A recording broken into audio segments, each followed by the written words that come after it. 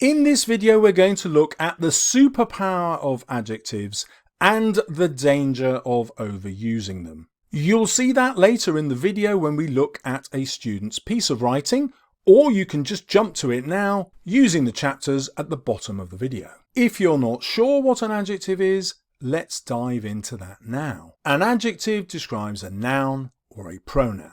So here we have a choice of 4 words. Which one is never an adjective? Red, table, flat, ridiculous. Table is a noun. It can also be a verb, but it's never an adjective. Which of these, rose, violent, violet, violin, is never an adjective? A rose can of course be a noun and a verb, but the odd one out is violin, which is always a noun, never an adjective. Which of these 4 is never an adjective? Wonderful, wonder, wishful, and withering. The answer is wonder, which can be a noun or a verb, but never an adjective.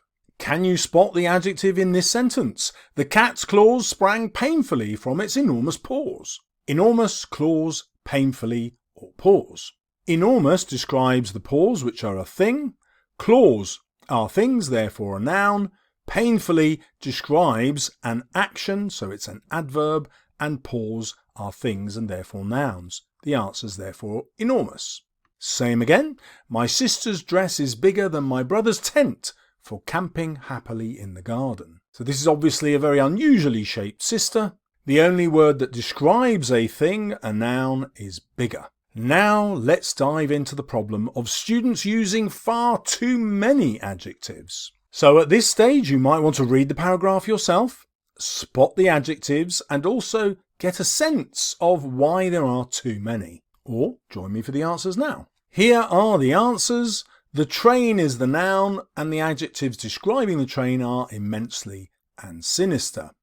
Next, the feeling is the noun, and the adjectives are uneasy and distasteful. Next, the noun is the soul, and the adjectives are black and charred. Next, the doors are the noun, and the adjective is dilapidated, and I've highlighted drearily because I don't like adverbs either. That's not just a personal preference. Top writers get rid of adverbs. We'll talk about that in another video. And then heart is the noun, and weary is the adjective. Now I've encouraged you to pack your sentences with verbs, but the opposite is true about adjectives. So in the next part of the video, we're going to look at show, don't tell. The idea being that you make the reader do a bit of the work so that they are much more satisfied with the description rather than overloading all the adjectives, which leads nothing to the imagination, but also just adds too much information for the reader.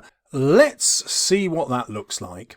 Darkness encapsulated the only source of light shining from the station. Well, we can make that much more effective by describing the light as a single light. That gives us the idea that the darkness is going to be everywhere else. The idea of the light shining is very neutral, but we're going to move into a sinister atmosphere. So having the light stare out instead is far more powerful. It makes the light itself seem as threatening as the darkness around it. Before we had, as the immensely sinister train glided in my path, creating a distasteful and uneasy feeling in the air.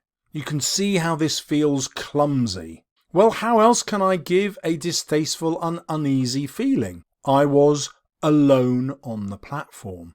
The carefully chosen adjective alone shows that the narrator is isolated and probably vulnerable. Next, we have some over-the-top description.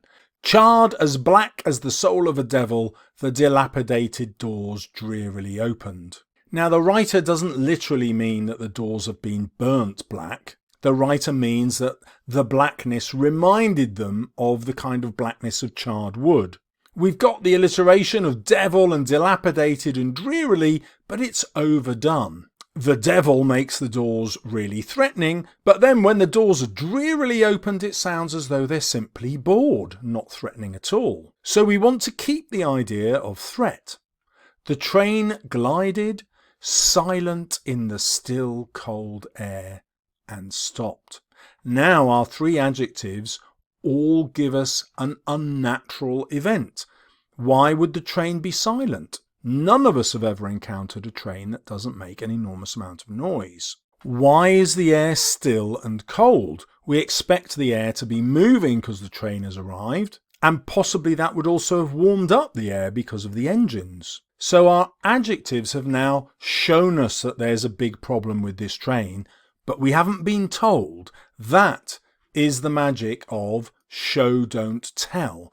It makes the reader use your description to infer, to work out, to imagine. The student's final sentence was, "I felt a stab of cold pierce through my weary heart, and numbness ran through my body." Well, that is very dramatic, but it's almost too dramatic. Instead, we have, "I reached for the door with a numb heart."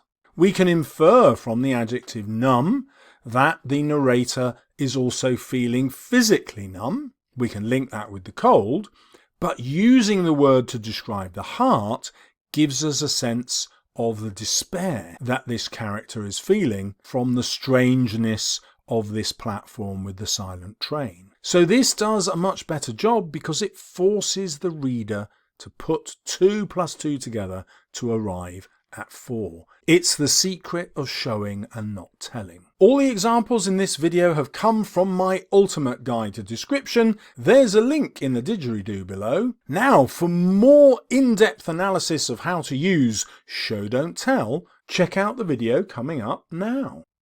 See you over there.